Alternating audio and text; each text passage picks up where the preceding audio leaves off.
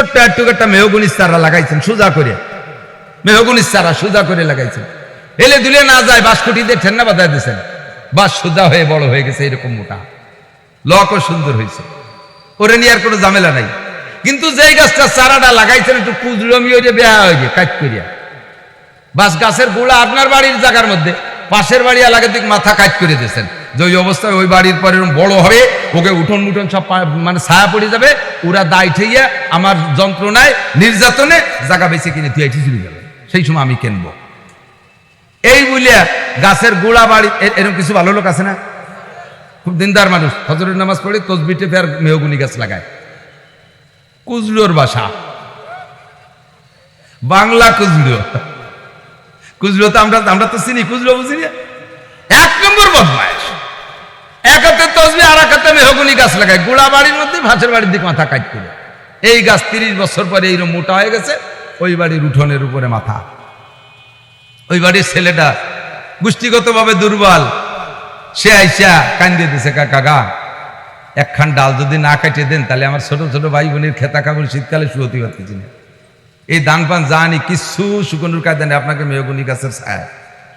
বুড়ো খুব দাপট, হ্যাঁ ডালে খুব দিবি তোর ডানা কাটিয়ে ফেলাই দেবো, চিনিস বুড়ো হয়ে গেছি তাই বলে কি মরে গেছি, ও বয়স আর কিছু লম্বা একটা হাই ছাড়ছে, ওই হাইটা চলে গেছে আরশে আজিমে। কাল্লা সামাজিক ভাবে দুর্বল, পারলাম না বুড়োর সাথে, দেখো কত কষ্ট।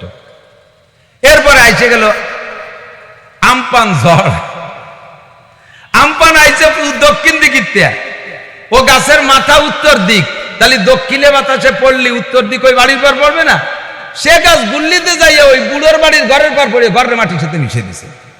বুড়োকে কি করলো, ঝড়েও খুঁজলো মিয়ল, ঝড়ে এরকম আসলো, ঝড় উত্তর দক্ষিণ দিকে, গাছ পড়বে উত্তর দিক, সেই ঘর গাছের দিকে আসলো কে, যে ঝড় তো মাত্র বাহানা,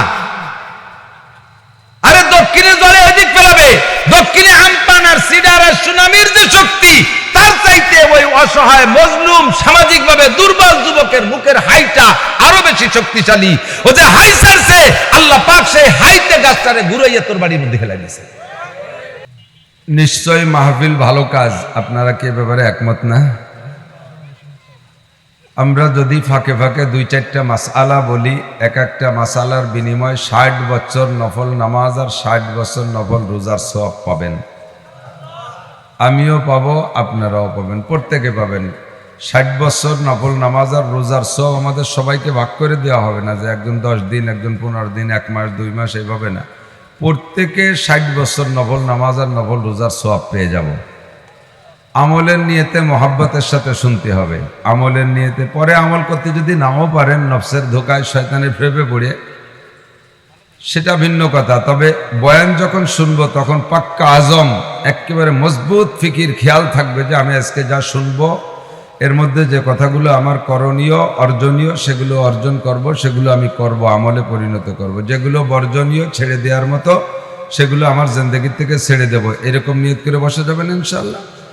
তো এই নিয়তে আপনি যে মাসালাগুলো শুনবেন, শিখবেন আমলের নিয়তে, পরবর্তীতে আমল করতে যদি নাও পারেন তবুও আজকে শিখার বিনিময়ে এই পরিমাণ মোটা নেকি পেয়ে যাবেন। আর আমল করলে লাভ কি, যে মাসালাটা যেমন সে মাসালার আমলের প্রতিদানও এরকম। তো 3 নম্বর হলো সুন্নাত, যেগুলো আমাদের অর্জনীয় করণীয় মাসআলা, তার ভিতরে 1 নম্বরে ফরজ, একটু মস্ক করি, 1 নম্বরে ফরজ, 1 নম্বরে ফরজ, কার হুকুম, কার হুকুম, আল্লাহর হুকুম। 2 নম্বরে ওয়াজিব, এটাও আল্লাহর হুকুম, সেকেন্ড। 3 নম্বরে সুন্নাত, হুকুম আল্লাহর, প্র্যাকটিস নবী পাক সাল্লাল্লাহু আলাইহি সাল্লামের। নবী পাক সাল্লাল্লাহু আলাইহি সাল্লাম প্র্যাকটিক্যালি আমাদেরকে দেখাই দিয়েছেন, করার জন্য এভাবে সিস্টেম বলে দিয়েছেন, এটার নাম হলো সুন্নাত। একটু খেয়াল করতে হবে, আমাদের দেশের মানুষের স্বভাব আলহামদুলিল্লাহ অনেক উন্নত। বয়ানের ভিতরে যখন থেকে সুর শুরু হবে সেই সময়তে ওয়াজ, এর আগে একটু ওয়াজ না। এই ভালো স্বভাব পাল্টাতে হবে, সবার সুর থাকে না, সুর আলা তো 2-4 জন। আজকে এখানে যে কয়জন পাইছি তার ভিতরে আব্দুর রব ফরিদির কিছুটা সুর আছে, আর আমি মাকসুদ সাহেব, আমরা তো এইভাবে ক্লাসের মতো কাটা কাটা কথা বলি।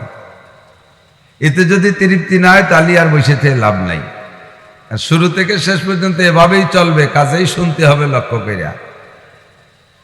তো বলছি অর্জনীয়, করণীয়, আমলীয় যে বিষয়গুলো, তার ভিতরে নাম্বার 1 ফরজ। 1 নম্বরে ফরজ। হুকুম কার? আল্লাহ পাকের হুকুম। এটা আল্লাহ পাকের হুকুম, আমলের সিস্টেম শিখিয়ে দিয়েছেন নবী আলাইহিস সালাতু ওয়াসসালাম। 2 নম্বরে ওয়াজিব, এটা আল্লাহর হুকুম, সিস্টেম শিখিয়ে দিয়েছে নবী পাক সাল্লাল্লাহু আলাইহি ওয়াসাল্লাম। 3 নম্বরে সুন্নাত, সুন্নাত নবী পাকের নিজের কর্ম, নিজের ব্যক্তিগত কর্ম, এবং এটা যেগুলো হুজুর করছেন তো করছেন, না করছেন উম্মতকে করার জন্য বলছেন। তবে এই সুন্নতকে হুকুম, সুন্নতকে বিশ্বাস করার ব্যাপারে, সুন্নতকে আমলে আনার ব্যাপারে হুকুম রয়েছে আল্লাহর। কুরআন শরীফের হুকুম, মা ইয়ানতিকু আনিল হাওয়া ইন হুয়া ইল্লা ওয়াহয়ুন ইউহা। মুহাম্মাদুর রাসূলুল্লাহ সাল্লাল্লাহু আলাইহি ওয়াসাল্লাম নিজের পক্ষ থেকে উম্মতের জন্য একটা কথাও বলেন নাই, যতক্ষণ পর্যন্ত আরশে আজিমের মালিক তাকে শিখিয়ে না দিয়েছেন। কাজেই আল্লাহ পাক বলেন, মা আতাকুমুর রাসূলু ফাখুযুহু ওয়া মা নাহাকুম আনহু ফান্তাহু। আমার রাসূল তোমাদের যাকে যেটা করতে বলে, যেটা যেভাবে করতে বলে ওইটা ওইভাবে করো, যেটা যেভাবে ছাড়তে বলে সেটা সেভাবে ছেড়ে দাও। হুকুম কার? কাজেই সুন্নতকে আমল করা যদিও সুন্নাত, সুন্নতকে বিশ্বাস করা ফরজ। সুন্নতকে বিশ্বাস করা ফরজ, আল্লাহর হুকুম। বুঝছেন না কথা? ফরজের প্রতিদান একরকম, ওয়াজিবের প্রতিদান দ্বিতীয় রকম। সুন্নতের প্রতিদানটা আমি বলি, নবী পাক বলেন, মান তামাসসাকা বিসুন্নতি ইনদা ফাসাদে উম্মতি ফালাহু আজরু মিয়াতি শাহীদ। যে সময় দুনিয়া থেকে সুন্নাত গুলো ধীরে ধীরে মুসলমানদের নিজস্ব অলসতার কারণে, নিজেদের ইমানি দুর্বলতার কারণে, অথবা মুসলমানদের অপকৌশলের কারণে, অপকৌশলের শিকার হইয়া, তাদের ষড়যন্ত্রের শিকার হইয়া মুসলমানদের ভিতর থেকে সুন্নাত গুলো একে একে বিলুপ্ত হতে থাকবে। ওই মুহূর্তে যদি আমার কোন উম্মত মুহাব্বতের সাথে সুন্নতকে জিন্দা করার লক্ষ্যে, সুন্নতকে পুনর্জীবিত করার লক্ষ্যে একটা সুন্নতের পর আমল করে, আল্লাহ পাক রব্বুল আলামিন তাকে 100 শহীদের সওয়াব দান করে। না বাপ ভালো বুঝতেছি না, রাস্তার দিক কেউ তাকাবো না, রাস্তার দিক তো স্রোতে আসতেছে, বক্তা তো আমরা, রাস্তা দেখে কি লাভ? কিনে আসলো না আসলো, সে আইছে না আইছে না আসবে, চানাচুর খেয়ে বাদাম খেয়ে, আমরা আইছি আমাদের ইনকাম করার জন্য। কথা কন না? তো এই রাস্তা দিয়ে হবে কি? রাস্তা দিয়ে মোটর সাইকেল, হতে কি 6 চাকা? মোটর সাইকেলে কয় চাকা? ফেরেশতারা চালায়, জিনরা চালায়, অমানুষই চালায়। তোমাকে পুরনি জানা কথা। নসিমন, করিমন, আলম, সাধু অত চিনি জীবন ভরে, অটো মোটো ট্রাক ফেরা, এ বারবার দিয়ে লাভ কি? জীবন ভরে দেখছেন, কাল দেখবেন, রাত্রে দেখছেন, আরো দেখবেন। আমরা আজকের পরে চলে গেলি, তার আমাদেরকে অনেকদিন পাবেন না। আর সামনে সিজন পর্যন্ত বাঁচবো কিনা তা তো গ্যারান্টি নেই। আর এই কথাগুলো ছুটে গেলে, এই না শুনতে, না খেয়াল করতে না করতে, এই সবগুলো আমাদের ভিতরে ঢোকে না। আসলে আমি তো মাঝে মাঝে বলি, আমরা বক্তারা খেজুর গাছ, এই মুখ একটা নালি, কোরআন হাদিসের রস পড়বে, শ্রোতারা ঠিলিয়া গাছি খেজুর গাছ কাইটা নালি লাগাই দিয়া ঠিলে পাচ্ছে, কিন্তু জুলইয়া ডিল করিয়া এই ছবি তুলিস কেন? পুরো অত্যাচ না? এই তোর কাছে টাকা নাই, বাদাম খাতে যা। তো খেজুর গাছ গাছি কাটে চলে যায়, নালি লাগাই দেয়, দারুণ টপকাচ্ছে, ফুটাচ্ছে, রস খুব পড়তেছে, কিন্তু ঠিলেটা পাইতে দিয়ে গেছে জুলইয়া ডিল করে বেখিয়ালে। তো লুজ করে যদি ঠিলা বাতে, বাতাসে দুলকায়, কাকশালিকে ঠেলা ধাক্কা দেয়, রস কি ভিতরে বেশি যায়? পড়ছে সারা রাত, গাছ ভিজে গেছে, নিচে ভিজে গেছে, সকালবেলা গাছি যে মনে করছে জম্মের পড়া পড়ছে, ঠিলে বইরে উঠলোই পড়ছে, উঠে যে দেয় যে তলিতে 2-3 ফুট পড়ছিল, তা ঠিলেই চুষে খেয়ে ফেলে দিছে, আর সারা গা ভিজে গেছে। দোষ গাছের না, গাছে তো রস যথেষ্ট দিয়েছে, দোষ উনার নিজের, কারণ ঠিলেটা ডিল করে পাচ্ছে। বক্তারা খেজুর গাছ, মুখ নালি, কোরআন হাদিসের রস পড়বে, আমাদের যতক্ষণ টাইম দেওয়া আছে অতক্ষণ আমরা বক বক করেই যাবো, ইনশাল্লাহ রস পড়তেই থাকবে। আপনার ঠিলেটা যদি একবার এদিক ওদিক মুখ বাড়ি দুড়ি খাতি, তাহলে তেনার মাঝে মাঝে চানাচুর বাদাম খান, ওর মুহি যদি এটা আশায় দিত, ঠিলের মুহি যদি নাই, রসের ঠিলের মুহি যদি আচাই দিত, রস ভিতরে যাবে নাকি? তা আপনার মুহি বাদাম দিয়ে তুইছেন, পান দিয়ে তুইছেন, চানাচুর দিয়ে রাখছেন, তো ভিতরে রস যাবে না। আগেও খালি ঠিলে, আজও খালি ঠিলে। কাজেই এই দিক লক্ষ্য করে থাকতে হবে। আমি বলি আর পরবর্তীতে যারাই বলুক, ধীরে ধীরে এবার শেষে পাবেন। সব যদি এক পাশে হয়ে যায় তাহলে কিন্তু নৌকো বাইয়ে জুত পাওয়া যায় না। নৌকো বাতি হলিবার দুই পা সমান লাগে না লোক। এক পাশে যদি বেশি একায় ভেড় ভাঙ্গায় বাইয়ে জুত পাচ্ছি না, গাল কাজ দিয়ে যাচ্ছে। এও সেই কায়দায় যদি শ্রোতা সমাহারে বসে তাহলে আলোচনার মজা লাগে আলাদা। যারা আসবে নতুন যুবকরা, তোমরা এই পাশে আসো। যুবক কেরা কেরা দেখি, যুবক কারা কারা? যুবকরা টুটে আসো। 40 কম যারা তারা যুবক। আচ্ছা, তার চেয়ে নিচের ক্লাসে লাগে কইলাম 30 কম যারা তারা ওঠো। যদি মাজায় প্যারালাইসিস হয় তাহলে বসতে হবে। আটা দেহে বসবো যে তোমার মাজা সুস্থ আছে। আসো, উঠে আসো, এধারে আসো। আসেন আসেন আসেন, উঠে আসেন, এধারে আসেন, ফের ভাঙ্গায় বসেন। সব ওই পাশে বসলে যেই আসো ওই ধারে বসবে। আসলে স্টেজ আলো ওই জায়গা হলে ভালো হইতো। স্টেজ বানাবেন সামনে থেকে ওই জায়গা, যাতে সবাই এসে সামনাসামনি বসে। বলতে গেলে এর ভিতরে যদি কথার মধ্যে এই পেসপুস ঢুকে যায় তাহলে স্বাদ হয় না, কথার লাইন কেটে যায়। তাহলে মনে আছে নাকি কি বলছি? একটা সুন্নত, একটা মাসালা শুনলে শিখলে আমলের দাম কত বেশি। একটা সুন্নতের বিনিময়ে 100 শহীদের সওয়াব। বহুবার শুনছেন এ কথাটা, অনেকবার শুনছেন। শোনাটা যদি অন্তর থেকে শুনতেন তাহলে একবারই যথেষ্ট ছিল, একবারই যথেষ্ট ছিল। কতক্ষণ আমাদের ইমানের ত্রুটি, বিশ্বাসের ত্রুটি, বুঝের কমতির কারণে আমাদের এগুলো ভিতরে ঢোকে না। যদি কথার প্রতি গভীর বিশ্বাস থাকতো তাহলে সাহাবায়ে কিরামের মতো সামিনা ওয়া আতানা, একবার শুনবো একবারই মানবো, একবারই শুনে একবারই মানবো, ইনশাআল্লাহ জিন্দেগি ভরে আমল করব। কথা বলেন ঠিক না? আজকে থেকে মহাব্বতের সাথে শুনবেন। যুবক, এখনই ফিতনার সময়, এখনই সুন্নতের পর আমল করা বড় কঠিন। সুন্নতের পর আমল করতে লজ্জা লাগে, আর সুন্নত ছেড়ে দেওয়ার মধ্যে ক্রেডিট আছে। যদি কলেজের যুবক জুব্ব পরে, পাঞ্জাবি পরে, পাগড়ি পরে, তাহলে তাকে সবাই খেপায়, ঠাট্টা করে, উপহাস করে। হুজুর হয়ে গেছে, ও হুজুর, সাররাও ব্যঙ্গ সালে ডাক দেয়, ও হুজুর, ও মৌলবী। এই শব্দটা যেন বাড়ি খারাপ শব্দ, হুজুর আর মৌলবী, ওরা ব্যঙ্গ করে।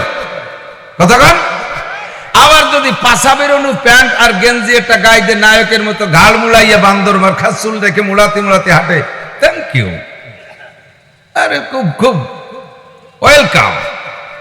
ইংরেজিতে মশলা খায়, থ্যাংক ইউ, ওয়েলকাম। চামড়া চামড়ি সবাই তারে পছন্দ করে। তাহলে সুন্নত ছেড়ে দেওয়ার মধ্যে এখন বর্তমানে ক্রেডিট দেখা যাচ্ছে, আর সুন্নত আমল করার ভিতরে বর্তমানে হাস্যকর বিষয় হয়ে যাচ্ছে, উপহাসের বিষয়, ঠাট্টার পাত্র হয়ে যাচ্ছে। কথা কোন ঠিক না? কলেজে পড়া ছেলে যদি দাড়ি রেখে ফেলে, তার মাই তারে প্রথম ধাক্কা মারে, তোর বাপ আজ সাবালে গেল না, তুই বুড়ো হয়ে গেলি। ওর বাপের দাড়ি নেই, ছেলেতে দাড়ি রেখে বুড়ো হয়ে গেল। যুবক স্বামীতে দাঁড়িয়ে রাখছে, স্ত্রী কয় তোমার আমার বড় কাকার মতো দেখা যাচ্ছে। তাহলে আর দাঁড়িয়ে রাখার কায়দা আছে কোন? লাস্টে বাপও কয় যে তুই কি, তোর কি দাঁড়িয়ে রাখার বয়স হয়েছে? বাপে আল্লাহর চাইতে বেশি বুঝিয়ে ফেলাইছে। ছেলের বলে দাঁড়িয়ে রাখার বয়স হয় নেই, তাহলে বয়স হইনের কি মানে? বয়স হওয়ার আগে তাকে আল্লাহ তাআলা দাড়ি দিয়ে ফেলাইছে। ওর দাড়ি রাখার একটা বয়স আছে, ওর বাপ জানে, সেই বয়স এখনো হয় নাই, আল্লাহ ভুল বছর দাড়ি আগে দিয়ে ফেলাইছে। যদি কেউ বলে যে তোর কি দাড়ি রাখার বয়স হয়েছে, ওই লোকটা কাফের হয়ে যাবে। আল্লাহর কুদরতের সমালোচনা করেছে। কতক্ষণ দাড়ি দেওয়ার বয়স হয়েছে কি হয় না, এটা আল্লাহ বোঝে কি বোঝে না? বুঝে না। আমরা জন্মের সময় প্রত্যেকে মাথায় কম বেশ চুল নিয়ে জন্ম নিছি না? মায়ের পেটে 7-8 মাস ছিলাম, 8-9 মাস ছিলাম। এই 7-8-9 মাসের ভিতরে প্রথম যে 3 চিল্লা চলে গেছে 120 দিন, তার ভিতরে মানুষের বডি হয় নাই। 3 চিল্লা 120 দিন, 4 মাসের পরে হলো বডি রূপ ধারণ করছে। এরপরে ধীরে ধীরে সেটা বড় হয়েছে, বড় হয়ে মাথায় সুন্দর একটা মাথার রূপ নেছে। এরপরে মাথায় চুল গজানো শুরু করছে। আমার দিক লক্ষ্য করেন, আমার সেজু ছেলেটা জন্ম নেওয়ার পরে দেখি তার মাথায় এত বড় বড় চুল, মনে হয় 1.5 ইঞ্চি, 2 ইঞ্চি, 2.5 ইঞ্চি চুল তার মাথায়।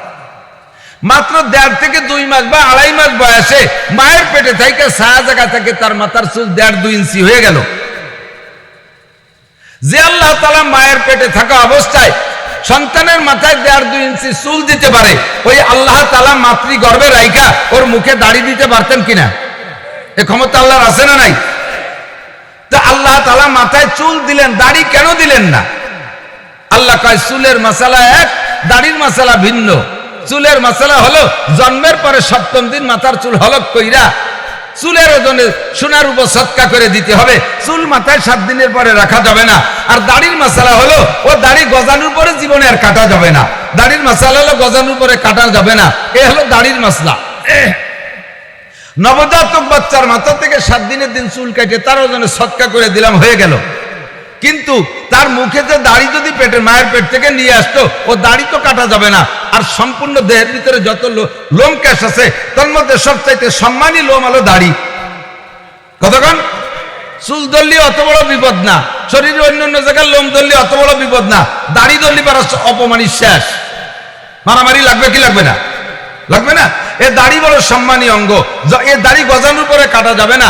এই দাড়ি নবজাতক বাচ্চাকে দিলে সে নিজেকে নিজে কন্ট্রোল করতে পারে না। অয়েল কলতের পর শোয়া থাকে, পেশাব পায়খানা করিয়া সারা গায়ে অনেক সময় মাখায় নয় কি নয় না? তো ওই সময় তার দাড়ির ভিতরে যদি ময়লা যায়, পায়খানা যায়, ময়লা লাগে, তাহলে দাড়ির অসম্মানী হবে।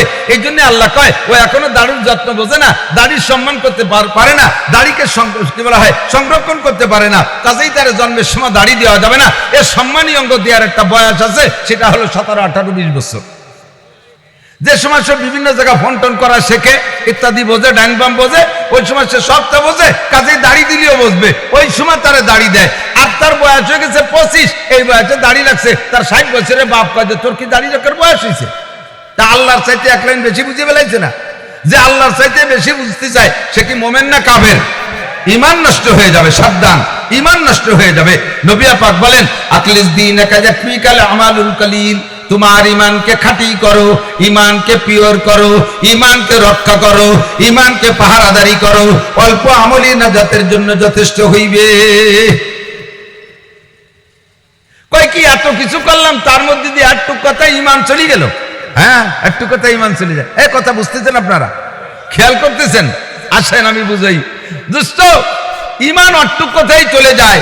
আপনি বলবেন আমি হজ করে আসছি, আমি বছরে উমরা করি, আমি নামাজ পড়ি, আমি রোজা রাখি, আমি তাবলীগ করি, আমি চরমুনায় যাই, আমি পীরের মুরিদ, আমি মসজিদ করি, আমি মাদ্রাসা করি, আমি দান করি, আমি কুরবানি করি, ইস্তাকবিন চাষ পড়ি, আমি এত কিছু করি, তার মধ্যে শুধু এতটুকু কইলাম যে তোর কি দাড়ি রাখার বয়স হয়েছে, আর তাতে আমি কাফের হয়ে যাবো, আমার ঈমান হয়ে গেল শেষ? বলে হ্যাঁ, অবশ্যই তোমার ঈমান শেষ। ঈমান বেরোয় যাওয়ার জন্য মেলা কিছু লাগে না। এই যে বুলা মানে দেন ওই বাজারে আজকে যে খাবার বাজার আইছে, ওর ভিতরে ওই বেলুন আছে না, যে রং বেরঙের বেলুন কিনে ভুলে ওটা হাতে নিয়ে বেড়ায় সুতো বেঁধে, ওই বেলুনের ভিতরে হাওয়া দেয়, হাওয়া দিলি তো বলে বেলুনকে এমন শক্তি দিয়ে তৈরি করছে, তার ভিতরে টেম্পার ক্ষমতা এতটা আছে যে এই পরিমাণ হাওয়া দিলে সে ধরে রাখতে পারে, ওই পরিমাণ হাওয়া দিলে সে ধরে রাখতে পারে। ওর চেয়ে বেশি হাওয়া দিলে কি বেলুনই ধরে রাখতে পারে? আর ওর চেয়ে কম হাওয়া দিলে কি বেলুনটা পুরো ফোলে? পুরো ফুলানোর জন্য পরিমাণ মতো একটা হাওয়ার মধ্যে ঢুকানো লাগে। আবার এই বেলুনের পুরো হাওয়া ধরে রাখার জন্য বেলুনের পুরো বডিটা ভালো থাকা লাগে। কথা কন না কেন? কোন জায়গায় যদি লিক থাকে তাহলে কি বেলুন ফুলবে? থাকবে হাওয়া? থাকবে না। এখন বেলুনটার সারা গা ভালো আছে, হাওয়া দিয়ে পুরো ফুলাইছেন, আর হাওয়া দিলে ফেটে যাবে, প্রত্যেক কম থাকলে বেলুন ছুটো ধরে থাকবে, পুরো ফুলা বোঝা যাবে না, তাই তো নাকি বলেন? এখন বোঝেন, এই বেলুনের ভিতরে পুরো হাওয়া ধরে রাখার জন্য বেলুনের পুরো বডি ভালো থাকা দরকার কিনা? খেয়াল করে নাই?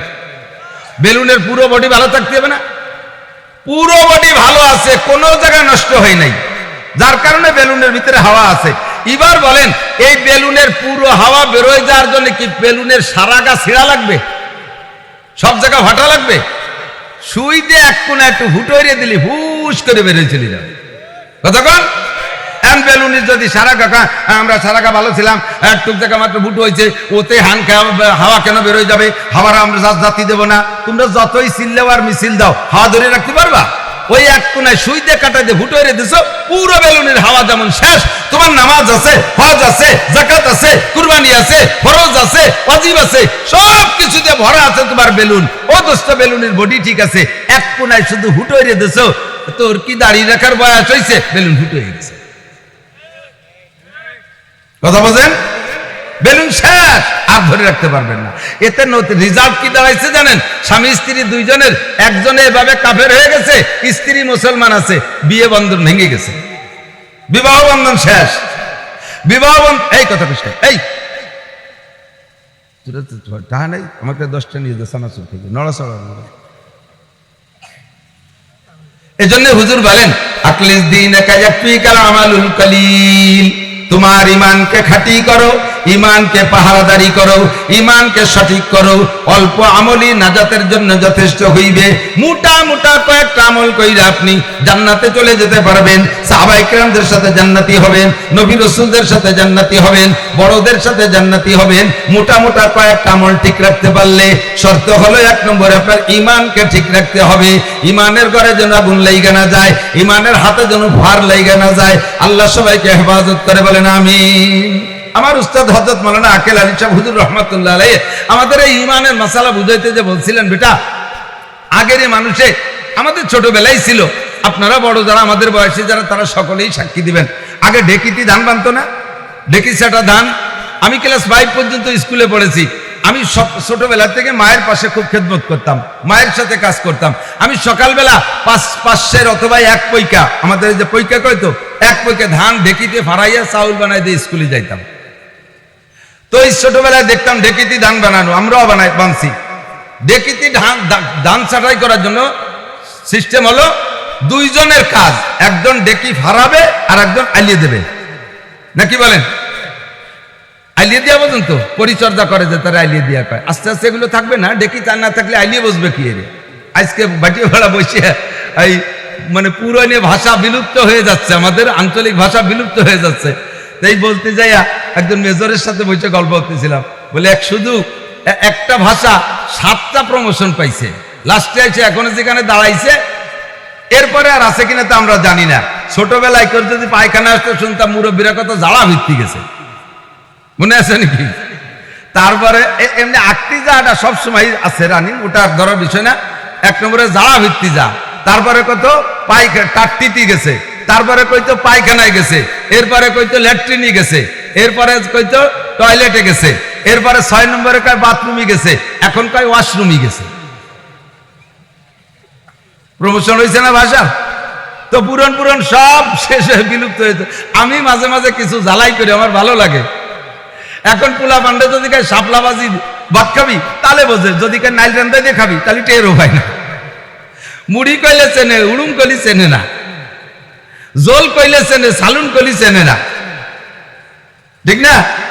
তাই পুরান ভাষার ভিতরে দোস্ত দেখিতে আমাদের দান বানা, এটা এখন বিলুপ্তির পথে। 2 জায়গায় 2 জনের কাজ, একজনে ভাড়ায় আর একজনে আইলিয়ে দেয়। হারানুয়ালার এক কাজ, শুধু ডেকিরে লাইতে হবে। আর আইলিয়ে দিয়ালার 5 কাম। 1 নম্বর কাম আইলিয়ে দিয়া। আইলিয়ে দিয়ার মধ্যে আবার ক্লাসিফিকেশন আছে, ফালতা, শাল্যে, কাড়া, মনে আছে নাকি? এই আইলিয়ে দিয়া মহিলা এতগুলোরে পরিচর্যা করতেছে। 1 নম্বর কাজ দেখেন, দেখি তো অবিরাম ফারাই যাচ্ছে। ওই মহিলার হাত কোন জায়গা, ফারান্ডুয়ালার দেখার সময় নাই, সে একেবারে ফারাই যাচ্ছে। দেখির মুনাই যখন উপরে চলে যায়, নোটের ভিতরে হাত ঢুকে দিয়ে তলে তো উপর করে ফেলে, আবার মুনাই পড়ার আগে হাত উঠে ফেলে, ফার লাগে না, খুব অ্যাক্টিভ, দারুণ সতর্ক। 1 নম্বর কাজ। 2 নম্বর, ওই মহিলা আইলিয়ে দেওয়ার মধ্যে এতটা করার ভিতর দিয়ে একটা মাইয়ে দুধ খায়, তারও বগলের নিচে মাথা ঢুকাই দিয়ে দুধ খাওয়াচ্ছে। 3 নম্বর কাজ, উঠোনে চারটে ধান নাড়ছে, হাঁসে খাইয়ে যায় নাকি, বাঁশের কুঞ্চির কুটাই দেবার সে হাঁস খেদায়। 3 নম্বর কাজ। 4 নম্বর কাজ, বেড়া ক্ষেত্রে কয়েকজন আইছে তাকে সাথে আবার ওই দরবার করতেছে কাজ, ওনার আবার একটু উক্কা খাওয়ার স্বভাব, তা আবার একটু ফাঁকে ফাঁকে চুমুক দিচ্ছে। এই 5 কাম, তবলিগির 5 কাম, উনি এই 5 কাম অবিরাম চালায় যাচ্ছে, জীবন ভরে চলতেছে, কোনো সমস্যা নাই, এবং চলতেও থাকবে হাত্তাল মউত। কতদিন চলবে? যতদিন হাতে ফার না লাগে, যতদিন হাতে ফার না লাগে।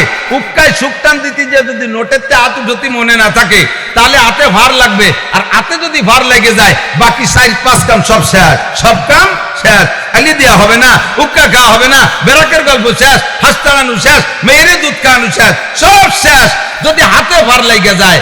আল্লাহ নবীও সে কথা বলেন, আকলিস দীনাকা ইয়াকফিকাল আমালুল কলিল, তোমার ঈমানকে খাঁটি করো, ঈমানকে পাহারাদারি করো, ঈমানের হাতে যেন ভার না ভাবনা লাগে আমলিগ করে চলবে, বিএনপি করে চলবে, জামাত করে চলবে, জাতীয় পার্টি করে চলবে, ক্ষেত খামার করে চলবে, ব্যবসা বাণিজ্য করে চলবে, জেনারেল পড়ে দোষ নাই, ডাক্তার ইঞ্জিনিয়ার হওয়া দোষ নাই, বিচারপতি হওয়া দোষ নাই, ডিসিএসপি হওয়া দোষ নাই, ওসিডিও হওয়া দোষ নাই, তুমি যা খুশি তাই করো, শর্ত হলো ইমানের হাতে যেন ভার না লাগে। ইমানের হাতে ভার লাগলে তোমার তবলিগও কাজে লাগবে না, তোমার মাদ্রাসাও কাজে লাগবে না, তোমার মসজিদও কাজে লাগবে না, তোমার হজ উমরা কিচ্ছু কাজে লাগবে না, তোমার একেবারে শেষ, সবকিছু শেষ। কথা ঠিক কিনা? কথা বুঝছেন তো? ইমানকে ঠিক রাখতে হবে। আমি যা বলি না বলি, আমার কোনো কথা যেন ইমান নষ্ট হওয়ার কথা না বের হয়, এই জন্য জবানকে হেফাজত করবেন। শেখ সাদি রহমতুল্লাহ আলাইহি বলেন, কামাল আস্তেদার নফসে ইনসা সাকুন তুখদরা বাগুপ্তারে না কিসমাকুন। মানুষের যোগ্যতা ফুটে ওঠে কথায়। এ কোন মানুষটা কত বড় এটা প্রমাণ করে কিসে? তার কথায়। আমি মাওলানা নাসির, আমার মতো হাজারো নাসির আমার গোপালগঞ্জে আছে, সব নাসিরের সবাই চেনে না। আমার চাইতে স্বাস্থ্য ভালো, চেহারা ভালো, বডি ভালো, গাল বড়, মুখ বড়, হাত মোটা, সবকিছু ঠিক আছে, তাদের কয়জন চেনে? তারা এইভাবে একটু কইতে পারে না। আল্লাহ তাআলা আমার একটু জবান দিয়েছে, এই জবানের বদৌলতে সারা বাংলাদেশের কাছে পরিচিতি পেয়েছি। এই জন্য বলে কামাল আস্তেদার নফসে ইনসা সাকুন, মানুষের যোগ্যতা ফুটে হইতে কথায়। তু খদরা বাগুপ্তারে না কিসমাকুন, তুমি তোমাকে তোমার কথা দিয়ে তোমাকে তুমি ধ্বংস করে দিও না। যেই কথায় তোমার আকাশে উঠে হইতে পারে, ওই জবানের আরেকটা কথায় তোমাকে সাতবক জমিনের নিচে ডাবাই দিতে পারে। ঠিক না? আমার আপনার নামটা লেখাইছি জান্নাতের খাতায়, কোন সুবহানাল্লাহ। কি দিয়ে কোন তো? আমার হাত দিয়ে? বোঝেন নাই? আমার আপনার নাম এখানে যারা আছেন সবার নাম জান্নাতের লিস্টিতে লেখা হয়ে গেছে, কোন সুবহানাল্লাহ। আপনি লিখে দিয়েছেন, আপনার আব্বা লেখছে। এই কাজটা কি দিয়ে করছেন? হাত দিয়ে, পাও দিয়ে, মাথা দিয়ে, পিঠ দিয়ে, পেট দিয়ে, বুক দিয়ে, কিছু দিয়ে না, আপনার নামটা জান্নাতের খাতায় লেখাইছেন জবান দিয়ে। কি জবানের কি দিয়ে? সবাই পড়েছি লা ইলাহা ইল্লাল্লাহ মুহাম্মাদুর রাসূলুল্লাহ। পড়লেন না? অনেকে চুপ করে থাকলেন, বড় কষ্ট পাইলাম। একবার পড়লে 4000 নেকি। আরে যুবকরা একটু সুবহানাল্লাহ কইতে পারো না? নির্বাচন দেরি আছে, তোমাদের স্লোগানের গলা এত তাড়াতাড়িতে ঠিক রাখা লাগবে না। আজকে তোমরা একটু কলেমার স্লোগান, সুবহানাল্লাহ স্লোগান। একবার লা ইলাহা ইল্লাল্লাহ মুহাম্মাদুর রাসূলুল্লাহ পড়লে 4000 নেকি, কোন সুবহানাল্লাহ। আল্লাহর কসম বাকি না, লেখা হয়েই গেছে। প্রত্যেকটা ইবাদতের প্রতিদান যেটা আল্লাহ তাআলা দেওয়ার ওয়াদা করেন, ওইটা বান্দা আমল করার আগে নিয়ত করার সঙ্গে সঙ্গে নেকি লেখা হয়ে যায়। কাজেই আখেরাত বাকি না, আখেরাত নগদ, দুনিয়াই বাকি। ম্যাট্রিক পাস করার সাথে সাথে চাকরি হয়ে যায়, কথা কয় না। আইএ পাস করার সাথে সাথে পরের দিন ডেকে নিয়ে চাকরি দেয়। বিএ পাস করার সাথে সাথে চাকরি পান, এমএ পাস করার পরে চাকরি পান। বহুত এমএ পাস, তাদের ডেট ফেল হয়ে গেছে আর তাদের সার্টিফিকেট ওয়াকেজ হয়ে গেছে, চাকরি হলো না। দুনিয়ার অন্যান্য কিছু করে খাচ্ছে। টাকা জমা দেওয়ার সাথে সাথে বিদেশের টিকিট ফ্লাইট পাওয়া যায় না, সব বাকি। টাকা জমা দেওয়ার সাথে সাথে মেম্বার হওয়া যায় না, চেয়ারম্যান হওয়া যায় না, এমপি হওয়া যায় না, সব বাকি। পাট বুনেছেন সকালে বিকেল বেলা কাটিয়ে আনা যায় না, ধান লাগাইছেন সকালে বিকেল বেলা কাটিয়ে আনা যায় না, 6 মাস 3 মাস 4 মাস পর্যন্ত বাকি। দুনিয়ার সব বাকিরে বিশ্বাস করেন, কিন্তু আখেরাত এত নগদ, এইটা মোটে বিশ্বাস হয় না। আখেরাতই নগদ, আল্লাহর যেটা ওয়াদা সেটা আল্লাহ নগদ দিয়ে থাকে। বলে লা ইলাহা ইল্লাল্লাহ, লা ইলাহা ইল্লাল্লাহ, লা ইলাহা ইল্লাল্লাহ মুহাম্মাদুর রাসূলুল্লাহ। তামলাউল মিজান তামলাউ মা বাইনাস সামাই ওয়াল আরদ। আসমান আর জমিনের মাঝখানে যত ফাঁকা জায়গা আছে, বন্ধুরে এক কলেমায় নেকি দ্বারা আল্লাহ পাক তোমার আমলনামা ভইরা দেছে। আমার নামটা জান্নাতের খাতায় লেখাইছি, আমার হাত দিয়ে লেখাই নাই, আমার চেয়ারম্যান মেম্বারের দিয়ে লেখাই নাই, এটা লেখাইছে আমার জবানের কলেমা দিয়া। তাহলে আমি কোথায় চলে গেছি? এই জবান দ্বারা আমি জান্নাতে চলে গেছি, কোন সুবহানাল্লাহ। আবার এই জবান দিয়ে আপনি জাহান্নামে চলে যেতে পারেন যদি বলেন লা ইলাহা ইল্লাল্লাহ মানি না। সর্বনাশ, কাম হয়ে গেল। কতক্ষণ সতর্ক থাকবো, ইমানকে হেফাজত করব। আল্লাহ পাক আমাদের কবুল করে বলেন আমিন। প্রতিকূল পরিবেশ, ইবাদত করলে বেশি খুশি হয়।